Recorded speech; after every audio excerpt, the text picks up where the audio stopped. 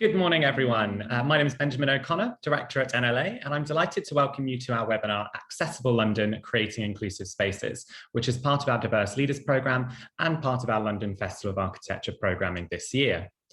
In this webinar, we're going to be exploring the projects, the policies, and the people that are helping to shape a better city. London needs to be accessible and inclusive for all its citizens and visitors, yet there are so many barriers that inhibit access across the city. There are 14.1 million disabled people in the UK. The built environment has a responsibility to ensure equal access to the city, regardless of age, mobility, or ability, to share in its public spaces and facilities, its high streets and transport services, its homes, workplaces, and cultural offers. To achieve this, the built environment industry itself must be representative of the diverse communities it serves and work with the public to create the necessary changes. Companies and organizations may wonder whether or not inclusive design makes commercial sense, which is something we continually refer back to on our Diverse Leaders program. The answer quite simply is yes, it does.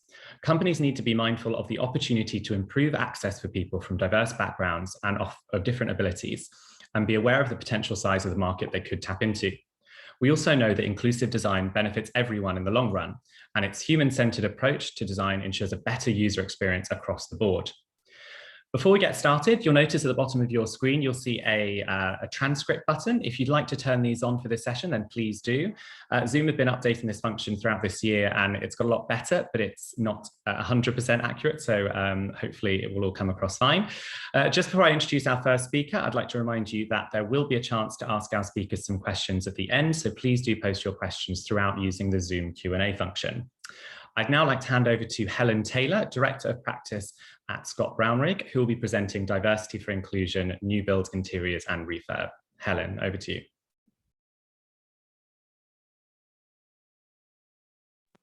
Fantastic. Thank you, Ben. I'm delighted to be here this morning to talk about something that's really close to my heart, which is inclusive design.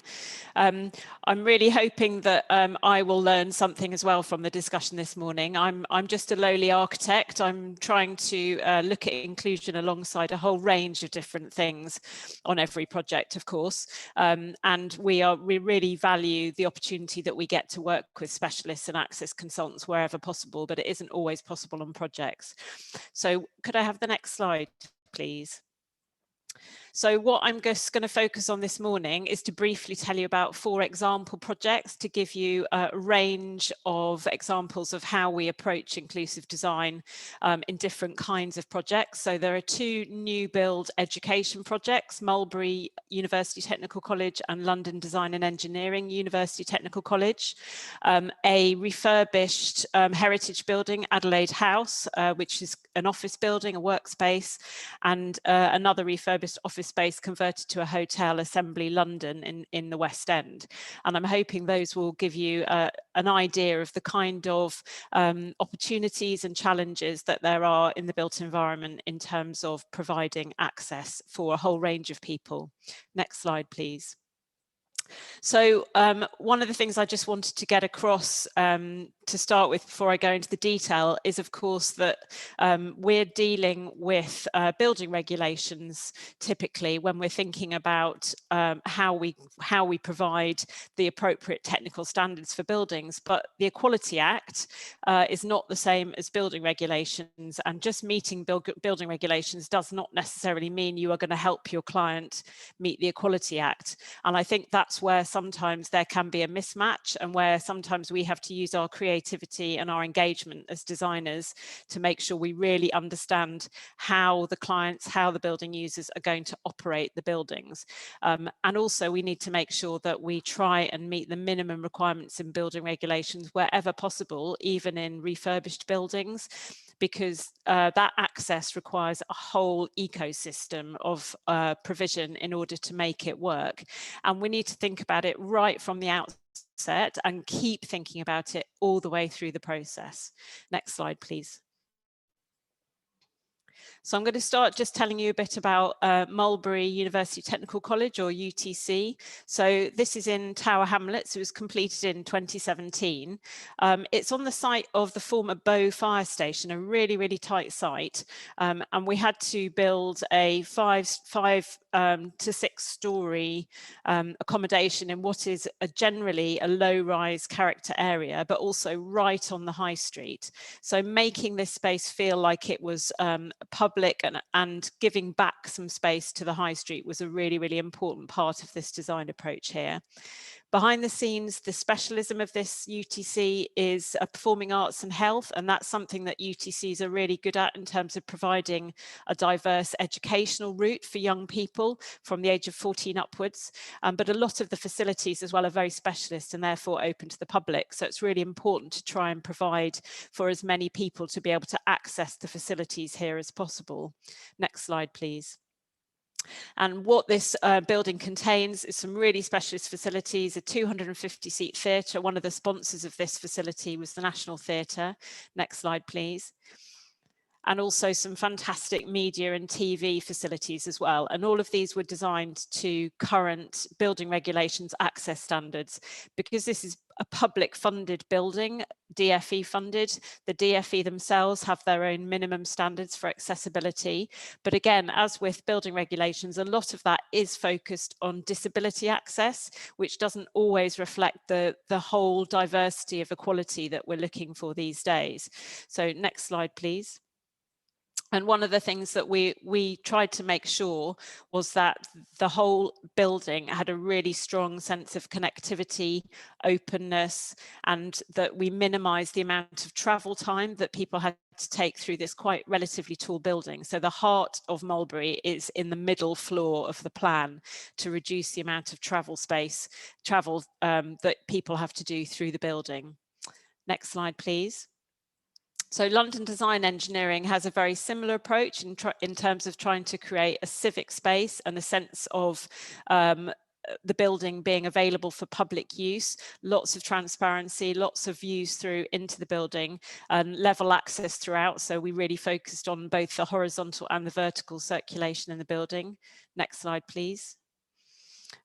And what was really important in LDE was legibility. So the specialism here is much more focused on digital and technical opportunities for learning.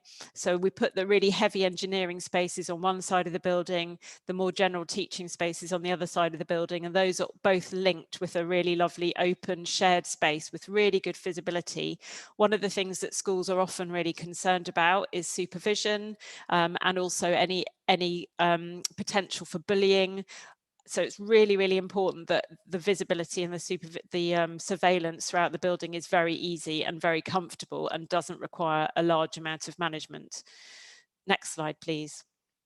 The other thing that's really, really important in LDE and similarly in most of the education projects we now design is flexibility. And again, that provides a real diversity of spaces that means they can accommodate the curriculum in different ways as it develops over time, and also provides for really maximising and optimising the use of every single space in the building. Next slide, please.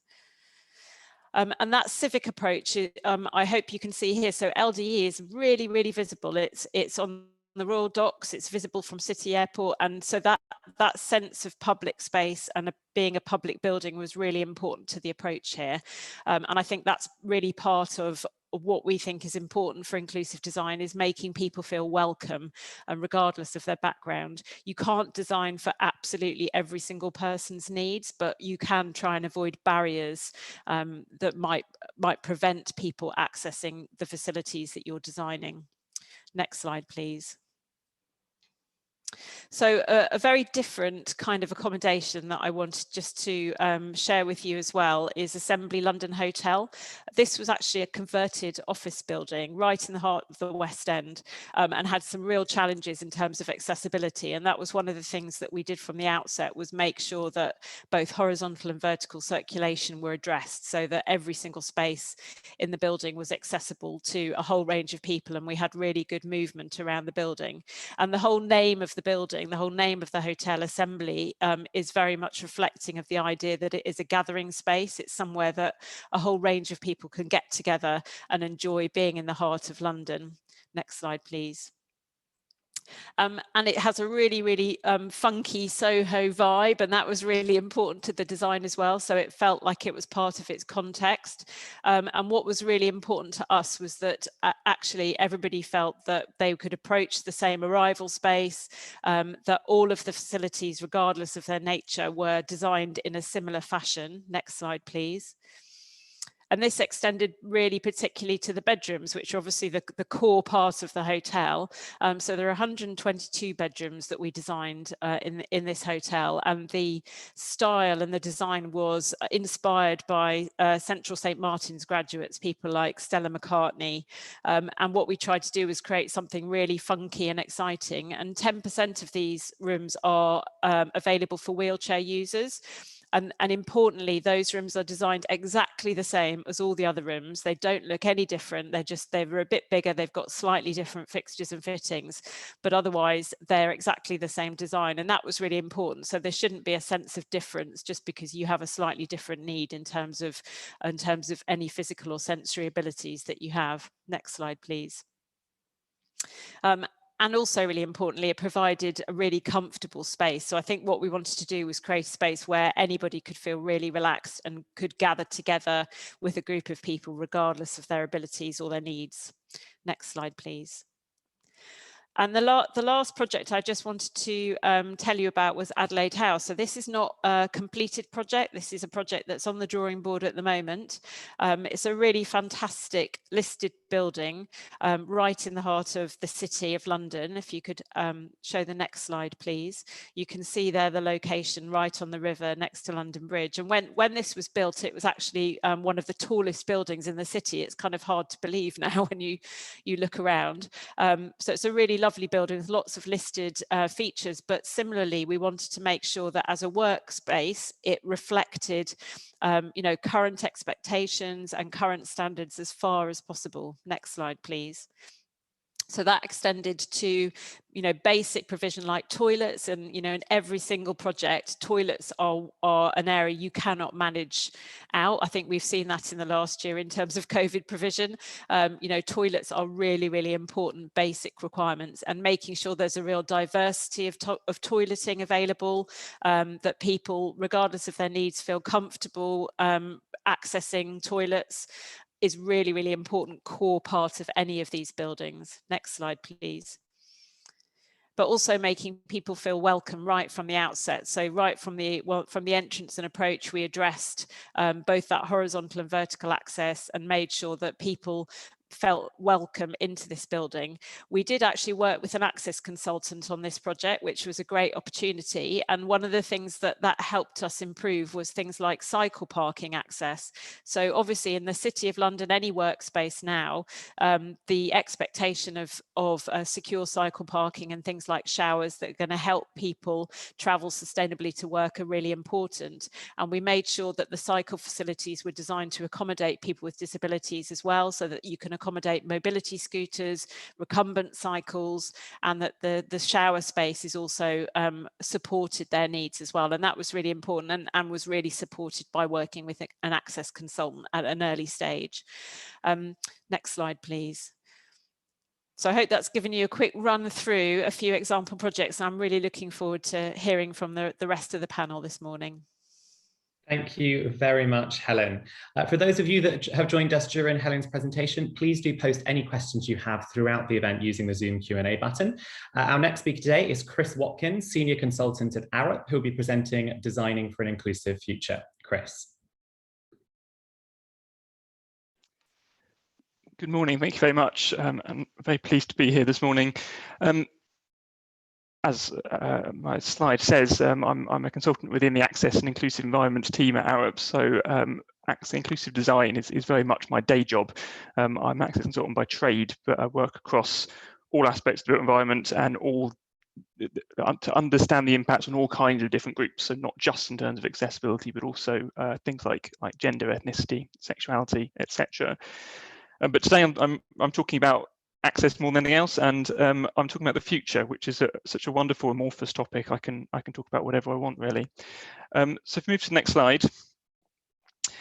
Why the future? Well, partly because it's it's coming, whether we're ready for it or not, and there's some big changes in demographics in society and in the way we're designing and using spaces, which could be real enablers in creating an inclusive future if we do them well, or could have a really disabling effect on people who are already disadvantaged by the world we create around us if we don't think about it from the outset.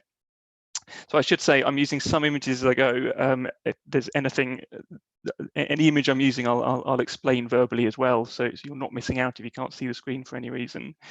On the left-hand side of the screen, I'm showing a kind of simple diagram with 4 labeled steps, and we use this sometimes to illustrate the levels of maturity around inclusive design in a product or in an organization. So I want to think about it in a slightly different way, really in terms of who we're designing for.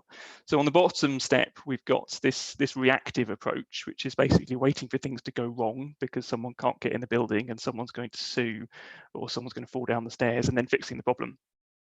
Aside from being expensive and time-consuming and unpleasant, I think more importantly, that's not really designing for real people at all. It's designing for what we imagine people to be. There's a brilliant word that economists sometimes use, this idea of an econ, which is a perfectly intelligent, fully rational human being with all the information available to them, who makes decisions on that basis. This is what economists imagine people to be, and of course people aren't really like that. I think we need a similar version of an econ in architecture, so any suggestions, yeah, feel free to email them to me. Step up from that, we have designing to regulations and designing to code. This is really important in establishing this essential baseline based on empirical data. But as Helen points out, that's not all you need to do. Designing to code does not mean you're helping your clients do what they need to do under the Equality Act. It doesn't mean you're helping their client do what they want to do in terms of the environment they want to create for employees or visitors or whatever. But also by its very nature, it's out of date almost immediately because people in society and expectations are changing much more quickly than we can do that research. And indeed, a lot of the magic numbers that we use on the building reg side of inclusive design today are 30 years old. And people today are different to how they were 30 years ago.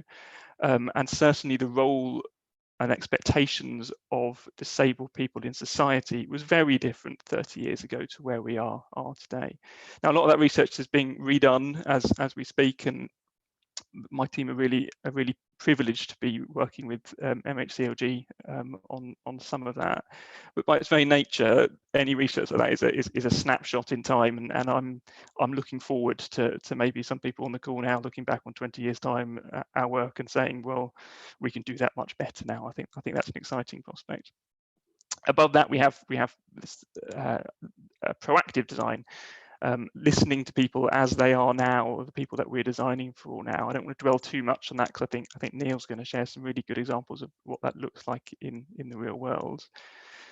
But then at the top, we have this idea of leading, of designing for people who will actually use what we're designing, and many of those don't actually exist yet. And the one thing we do know is that they're probably not going to be exactly like we are today. So on the next slide, we can see that people are changing, and part of that is arguably we're actually getting a lot more disabled. That might sound grim, but I promise it's good news. It's because we're living longer, and it's because child mortality is low, and there's a lot of people hanging around today who, if they were born 50 years earlier, wouldn't have survived the 30 years of their life, and I think that can only be a positive thing. What it does mean is that we need to make sure that the world they are now living in works for them. We're getting older as a population in the UK, and as we know, many disabilities, changes in mobility, hearing or vision are directly correlated with age. On the other hand, we, on a global level, have a lot more children running around, and I think we forget sometimes that most of us spend a good 20% of our lives being 4 foot tall and clumsy. We are, in addition to all that, getting better at understanding our bodies and minds and how these affect how we live in the world, whether that be neurodiversity, things like dyslexia, autism or ADHD, which affect the way in which we experience the environments that we build, or indeed our mental health and well-being, which I think we're becoming much more conscious of over the last over the last decade or two, but I think over the last couple of years in particular, with everything else that's been going on. On the next slide. As well as people changing, the way in which we use the built environment is changing. So the way we travel is changing. I'm seeing a really strong trend across lots of cities at the moment towards the pedestrianisation, or at least the de-vehiclisation, if I can say that, of the city centre. This can have huge advantages for inclusive design. It means more pleasant environments, which can have a really positive impact on people's well-being, people with neurodiverse conditions with particular sensory sensitivities, people with anxiety. It tends to mean a safer environment if you don't have vehicles moving around. But it does come with risk. We do need to remember that for lots and lots of people, their car, their private vehicle, is an absolutely essential mobility aid, and often adapted to their purpose as well. So there's a risk that by forcing private vehicles out of city centres altogether, we are shutting them off for people unable to walk long distances, who might not be able to use public transport networks, for example. Now, part of the solution to that is probably active travel, accessible cycling. And I'm really pleased that Helen gave the example of accessible cycle storage in Adelaide House, because we can only get people to we can only get people with mobility needs to cycle if we have the facilities there that they need. Part of that storage, part of that's the width of cycle lanes, part of it's more complicated than that. I think it's about how safe people feel and how welcoming some of this cycle infrastructure can be. I used to live just above a cycle superhighway in London, and I think you'd be hard pushed to argue that the people using it were representative of the demographics of the city. They all looked a lot healthier than I did, and a lot more confident than I did, and there was a lot of lycra going on. So if you're interested in this, we've recently been doing some work, some research with Sustrans on inclusive cycling to try and better understand what the barriers and solutions are. While we're talking about getting about and vehicles, we are transitioning to all new vehicles being EVs by 2030. And that's only 8 years away. It's absolutely essential, and we need it to happen. But we don't really know what an EV wheelchair accessible EV looks like yet. They don't exist. I've tried to buy one, and there just aren't any anywhere in the world as far as I can tell. There's particular technical challenges around that I don't think that we're really confronting yet. The standard approach to a wheelchair accessible vehicle is to take a small commercial vehicle and cut out or drop the floor. The standard approach to an EV is to fill the floor full of lithium-ion batteries, and you can't do both. We need to rethink that. Similarly, some of them charge from the front, some charge from the back. There's no standard way that EVs work that we can that it would enable us to start thinking about how to do that in an accessible way. My final point there on the screen is about e-commuting. I'm intentionally using an outdated phrase here just to draw attention to the fact we've been talking about it for decades, but I think there is some truth that is increasing working from home is obviously increased through the pandemic, and the way in which we work is changing. I'm really keen that it doesn't become, and I've seen it at risk of becoming, an excuse not to make our cities, buildings, offices accessible because people with mobility needs can work from home. I don't think that's good enough. I think we can do better than that. If you move to the next slide, the way we work is changing. I think a lot of companies over the last year or two have been forced to ask what their offices are really for. And I think that it's important to make sure that the needs of disabled people are reflected in that. If offices are just being turned into meeting spaces, we need to remember that for a lot of people, for example, people with ADHD, having that workplace separate from the distractions of the home and that physical journey into work to help with that mode shifting is absolutely essential. The other big trend in work is that we forget how new a lot of equality law is. The first piece of really meaningful disability equality legislation, the DDA, came into force in 1995. That's still really new when we think about it demographically. It's only now that we are getting professionals in their 30s who grew up with the expectations of equality law being in place from their early years at school, that there weren't any disabled people in the school that I went to, and I don't think that would be the case anymore. Those societal expectations do take time to work through. I'm running out of time, so if we move on to the next slide. The role of technology in the built environment, I think, is a fascinating area and a way in which can become a real enabler or disabler. You may have seen stories about facial recognition and AI and CCTV potentially racially profiling people, thinking that people with darker skin were trying to hide their face, for example, because they aren't designed by and tested by a fairly narrow set of people. I think the key message is any technology we use, the technology itself needs to be accessible. Or if we end up relying on inaccessible technology, we make things less accessible than the analog way that we are currently doing things. This idea of bring your own device, I think, is fascinating in terms of the future accessibility. BYOD, bring your own device, the idea that if you're a disabled person who uses software on your smartphone that enables you to use it, then actually having a way of connecting that device to the built environment around you is definitely going to be more accessible than a touchscreen on the wall, because it's set up for you to use it.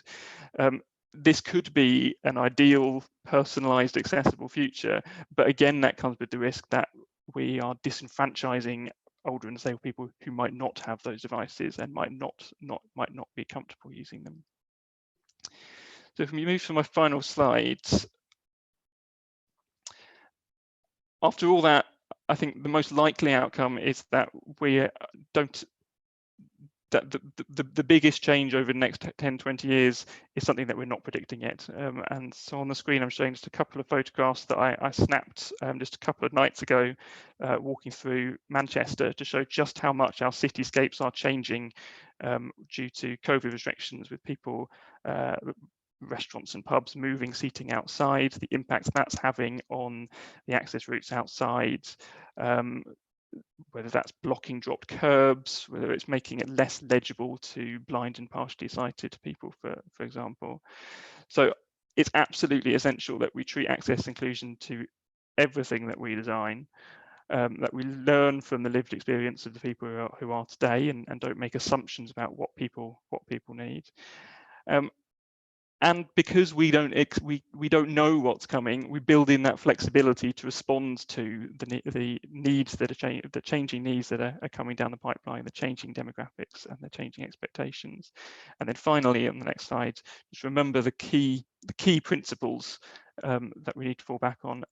Inclusive design is just about making things equitable in use, legible and easy, and offering that choice and flexibility. Thank you very much. Thank you very much, Chris. Our next speaker is Neil Smith, Inclusive Design Lead at HS2 and Chair of the LLDC's Built Environment Access Panel, which she'll be discussing today. Over to you, Neil. Thank you. So we've had a look in the future. I'm going to take us back to the past. So if we can go to the next slide, please. I think also, I think, you know, the points that have been made around, you know, regulations and the Equality Act are important. I think for London, it's also important to reflect on our planning process as well. You know, the London plan, first one back 17 years ago, 2004, the policy of creating inclusive environments. London has been far more progressive than many other of the planning authorities in pushing inclusive environments and actually leading that. And the Built Environment Panel, which I want to talk about today, is a direct result of the policies that were put in place and the people that are implementing them back in 2004 that led to the aspirations for the Olympic and Paralympic Games in London, which led to the strategies that were put in place, the inclusive design standards that we wrote that pushed the notion of inclusive design. So it stopped being about designing for disabled people, which it was back in 2004, and started talking about age and gender and faith as part of the design process. So if we move to the next slide, please. So now we have the new London plan. And the conversation continues. The policies haven't necessarily changed so much. They're still there, but I think it's the understanding of the importance of those policies is hopefully changing over the years. So if you go to the next slide, please.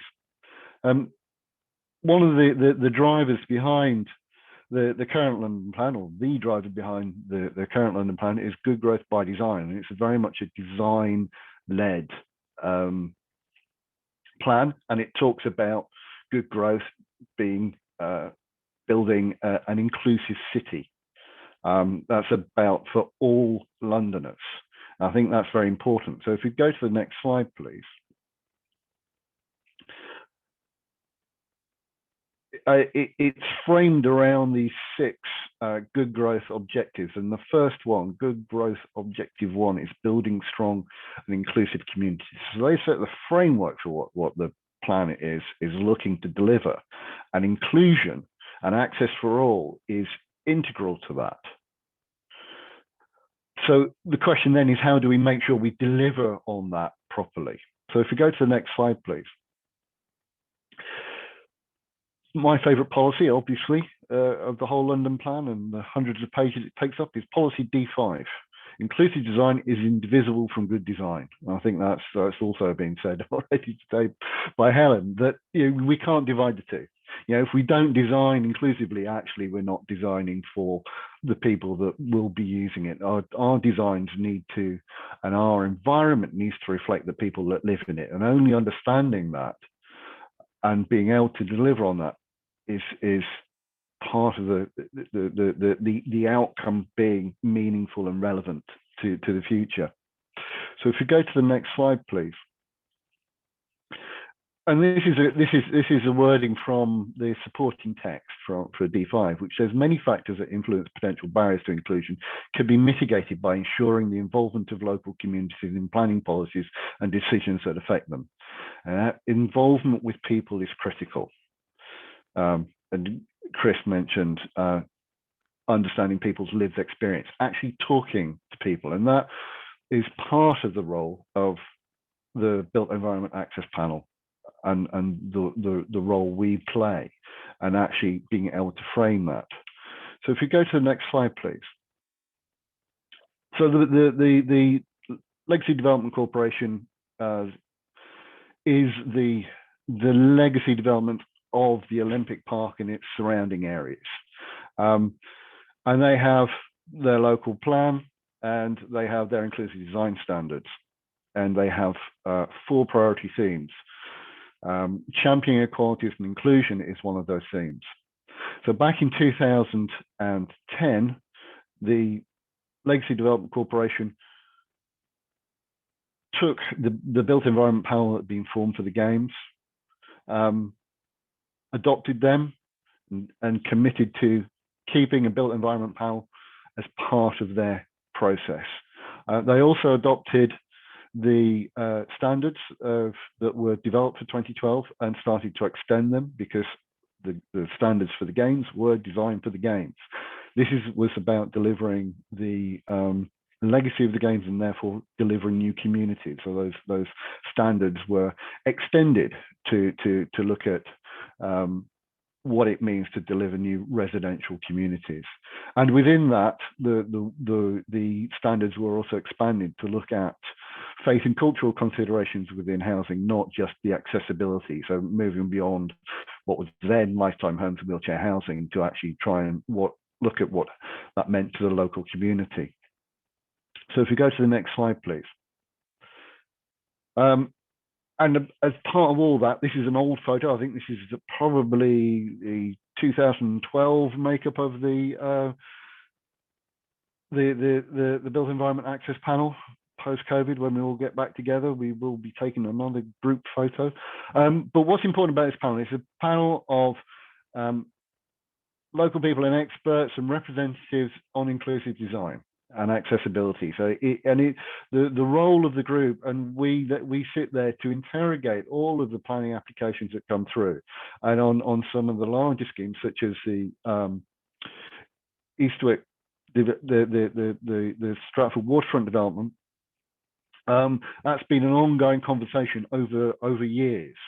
So it's not just a one-off hit, got to consult with the BEEP. It's actually a conversation leading through the development of the design. And our role there is to uphold LLDC's commitment to inclusive design and to challenge LLDC and to challenge the design teams and those delivering the projects to make sure that they really do start to not just say it meets this standard, but actually be able to talk about the impact of the built environment on the people that will use it.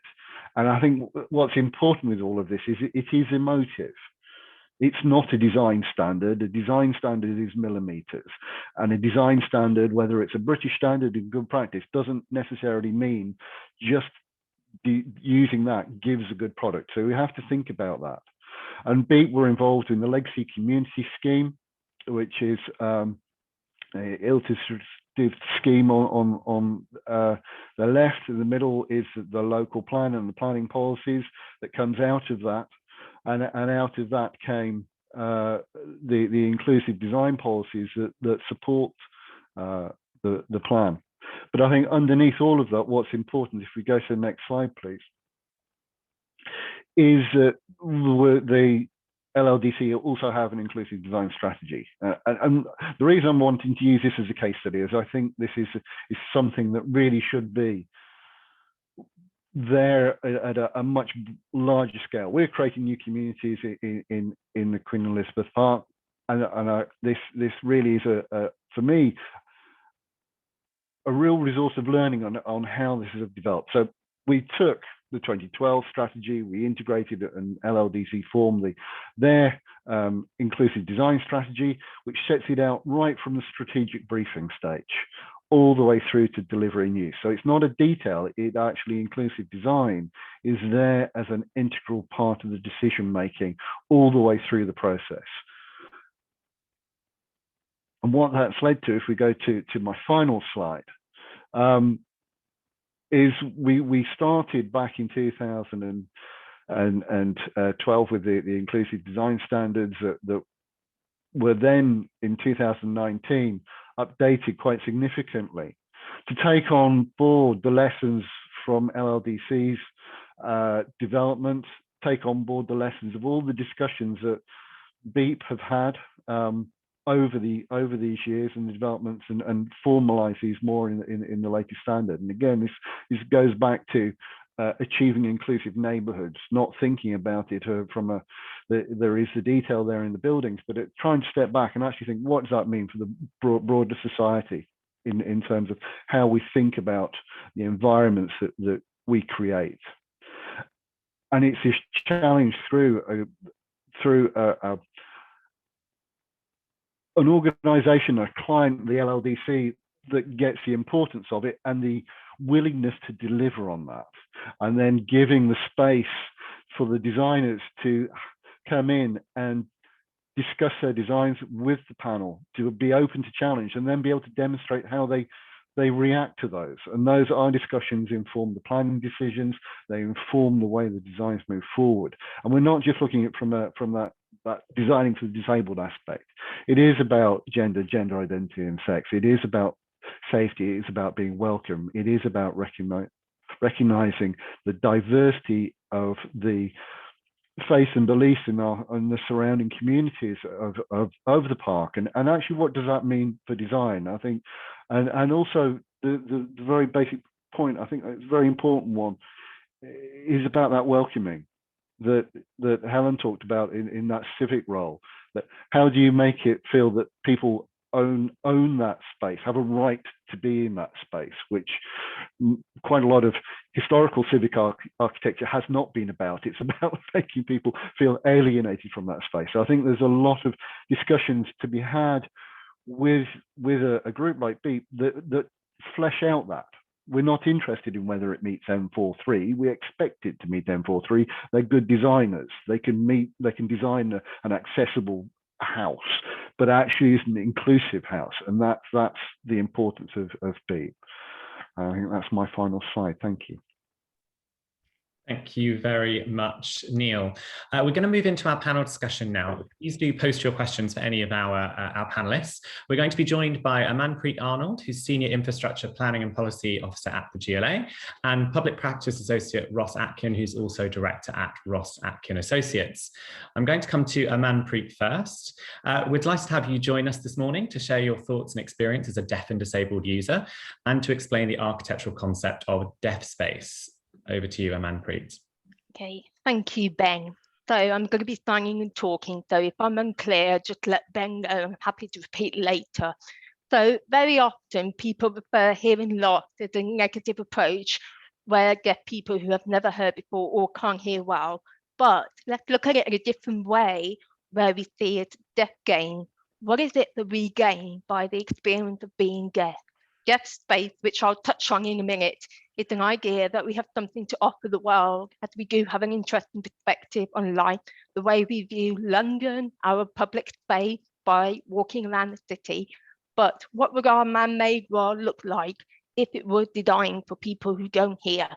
Gallaudet University in Washington, DC in America is the only university in the world that is for deaf and hard of hearing. They redesigned the entire campus and building based on the sensory experience of those who don't hear. The university's space they call home, how they claim and occupy space. Because of this, they've gotten a lot more creative, they think bigger, how we find different ways to align deaf space principles with urban environments and cities. Deaf space is an approach to architecture and design that is mainly informed by the unique ways in which deaf people perceive and use space.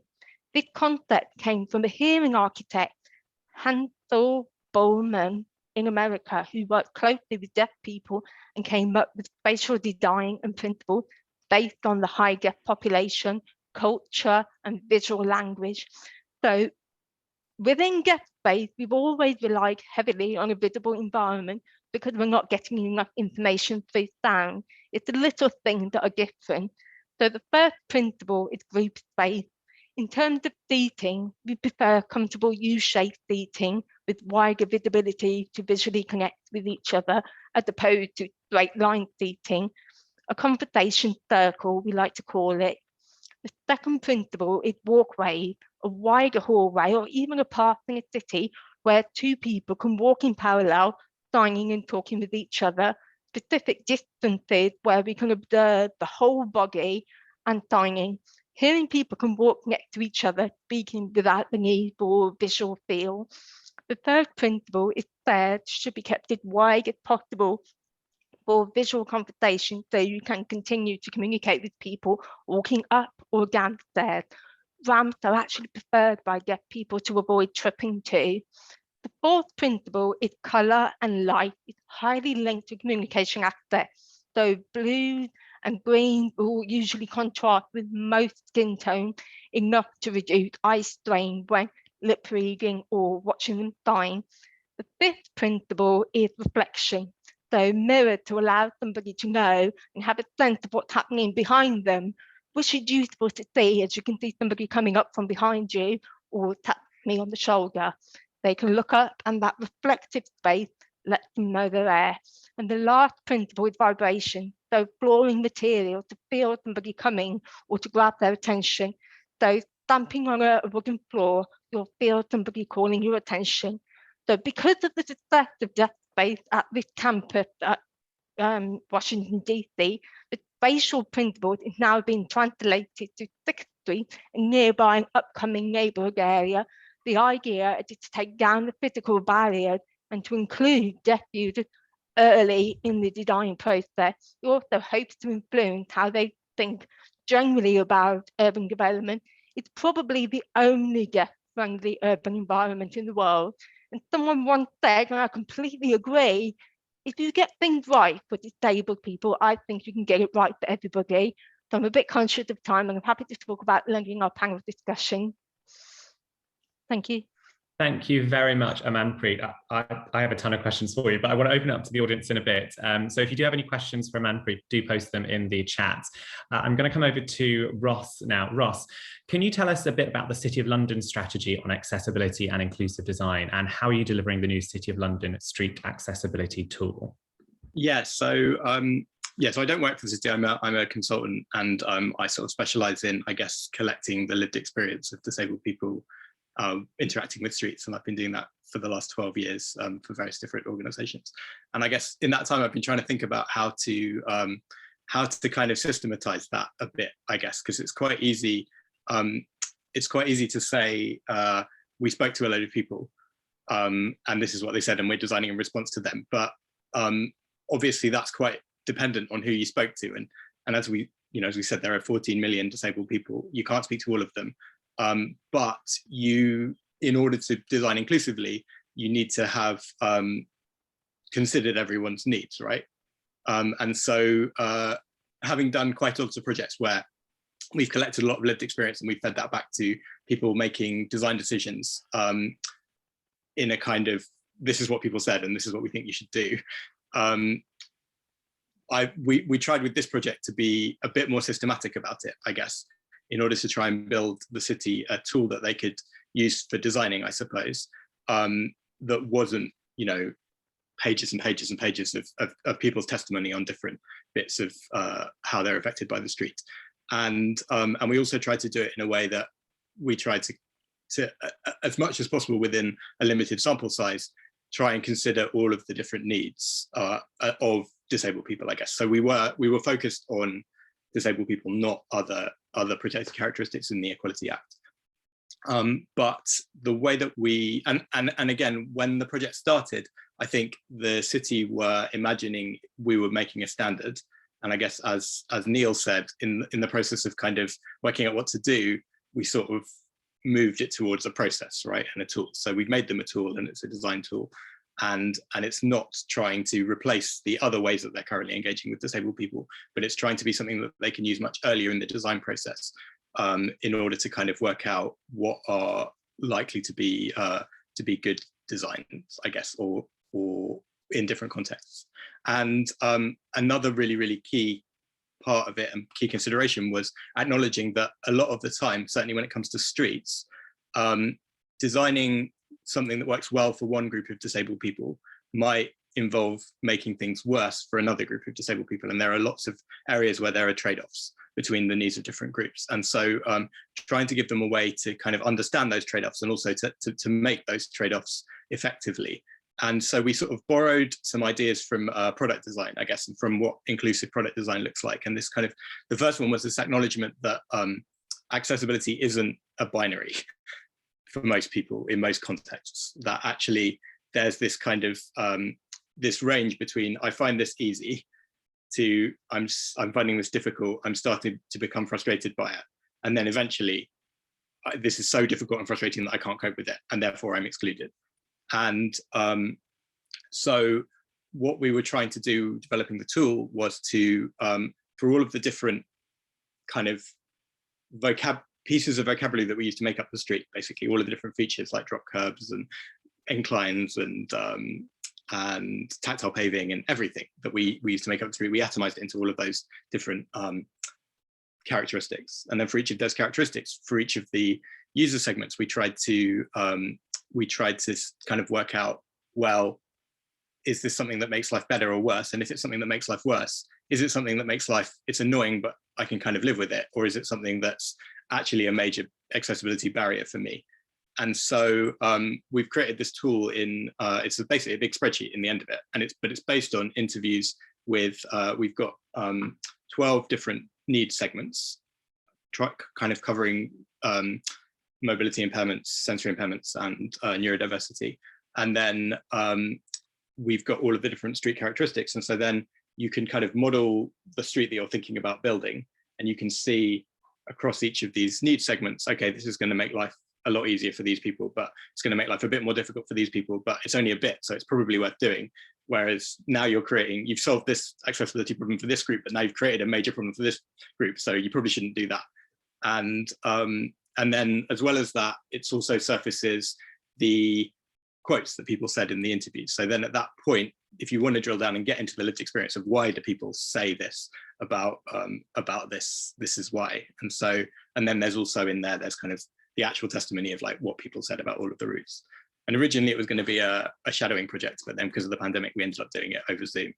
But hopefully it's going to be quite helpful. And I mean, we've done quite a lot of tests of it with city officers working on designs, and they have found it quite useful. And so, yeah, I guess I see it definitely as a design tool, and it's definitely not trying to replace the other bits of engagement that they're doing with disabled people, but it's just trying to give a better awareness of all of the different considerations, I guess, that you're trying to think about, and all of the needs you're trying to balance when you're designing a street at a point where the design is quite fluid, and I'm hoping that that's going to lead them to doing better, more accessible, more inclusive designs for the streets. And the other thing is the way it's structured, we can extend it to other groups of other protected characteristics and other user need segments. So hopefully we're going to get to do that as well. Great, thank you very much, Ross. We've got about 10 minutes now, and we've got a lot of really good questions coming through. I'm going to try and group them around sort of regulation and policy. A couple of people have spoken about neurodiversity, and I want to link that into this conversation around trade-offs and not being able to design for everyone. And then I want to finish on talking about sort of resources, and a couple of people have asked questions. So I'll kick off with this question we've got come through, which is, does the panel feel that the balance of requirements in terms of inclusive design is right across the planning and building control regulatory regimes, or could either be doing more to stimulate the creation of inclusive environments? Does anyone want to kick us off on that one? I'm going to pick on someone otherwise. I'll come to Chris, maybe. Oh, actually, Neil, why don't we? Yeah, I was going to say, I think it's an interesting one. Yeah, experience I've had over the years that, you know, say from a planning context, though, it's not delivered outside London in the same way that it is delivered on a daily basis. I think still in London, we have the policies, but not necessarily across the board the understanding. So I think there is still, whether it's in the regulation or not, I think there's a need to address the political drivers about delivering those policies to make sure that they get delivered, and actually how that can be delivered in a meaningful way. London has the land value that can drive those policies. So where you don't have the land value, inclusive design tends to slip down the priority list. And I think that's not addressing the future in a proactive way, not delivering sustainable development, because it's not delivering that. I think we need to, again, be able to have that clear discussion that meeting Part M, meeting building regulations, isn't about meeting the needs of people, it's about meeting a minimum standard. And actually we need to think much broader in order to deliver better buildings for society. So I think, you know, we need to separate out inclusive design from regulation, because they're two separate things. Great, thanks, Neil. Ross? I think a way that regulations could work a lot better is to provide the context behind the recommendation. And most guidance documents, regulatory documents, don't do that. And so particularly in a situation where you can't meet the requirement directly because of other limitations, then it's really, as a designer, it's really hard to work out what the next best option is, because you don't understand where that regulation's come from. What is the actual need that regulation is trying to address? And so I think if the way that we structure regulations, I think could be a lot more user-friendly, I suppose. And I think that by providing more of that context, and I think, you know, ideally videos of how different people use spaces, I think would be really helpful, because I think that could drive much better design, I guess, without necessarily needing to create more regulation. Thanks, Ross. Does anyone have any final comments on regulation before I move on? Amanpreet. Yes, so on that, I just wanted to say, I know that there is an accessibility requirement, but it does meet the minimum standard. And I want people to kind of think of it outside. There are overlapping design principles. So for example, ramp is useful for wheelchair users and pram users. Lighting is useful for safer women walking at night. Language and symbols, or where English is not clear, is useful for people who are first generation in London, or who are visitors coming to London who don't understand English. So rather than just focusing on regulation, try and see how our accessibility principles will be useful for other people who aren't disabled. That's actually a very good segue into the next thing I want to talk about, Manpreet, which is, I think several of you have brought up, Ross, you talked about trade-offs. Helen, you mentioned, it's almost impossible to design for everyone. And we've got a few comments in the questions, one around, Manpreet, the reflective surfaces, is that a problem with neurodiverse people? So I just want to open up the question to the audience. How do you deal with those trade-offs? So Manpreet, you're saying actually where you can see those needs, actually design can meet multiple needs at the same time. I think it's a very good answer to that. But does anyone want to pick up on that, on the trade-off piece? Maybe Helen, if I could come to you first. Yeah, thanks, Ben. It's really difficult. There isn't a sort of simple answer, I think, and it isn't just in terms of trying to deal with inclusive design, but there are trade-offs constantly with all other elements, whether it's designing for climate change, designing for health and safety, there are constant trade-offs. So I think all we can do as designers is, number one, try and engage with the diversity of stakeholders on a project, so that we try and get different perspectives that we perhaps look outside our own experience and also look outside what the regulations say, but also to recognise the fact that actually quite commonly the regulations are as Amanpreet was saying, they are the minimum standard, and that it's not unusual to come across things where during the course of the design process, the principles that you've established have just got watered down over time, or things don't exactly get installed as you've drawn on the drawings. So I think it's also the best thing we can do is just to try and be really vigilant in terms of keeping an eye on the project as we're going forward. So at least the things we have designed are still there at completion and at handover and operation. But no, I haven't really got a better solution than that at the moment. Sure. Chris, did you want to say anything on that? I'm largely just to agree, really, and I don't think I've got a solution either. I think design is all about trade-offs, and inclusive design is no different from that. And sometimes we can feel a little bit embarrassed about saying that, but I don't think it's anything to be ashamed of. If you were to build a building just to be super energy efficient, it wouldn't have any windows. There is always going to be that kind of trade-off. I think potentially part of that story is about understanding who the users of a space are. For example, there's a big difference between designing a private residence, which needs to work for a handful of people, and who they are and what they need. That's very different from designing a high street, which is going to be used by all kinds of people. There's in the middle ground, you have, for example, I do a lot of university projects where actually you can find out quite a lot of information from good quality student data on what the needs might be and how they might use the space.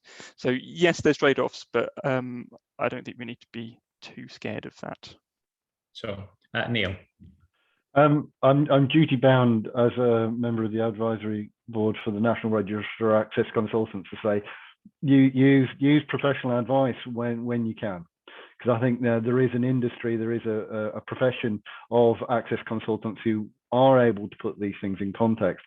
And I think it's also, we need to reflect on the fact that we need to just keep questioning, and actually part of that is engaging with the stakeholders.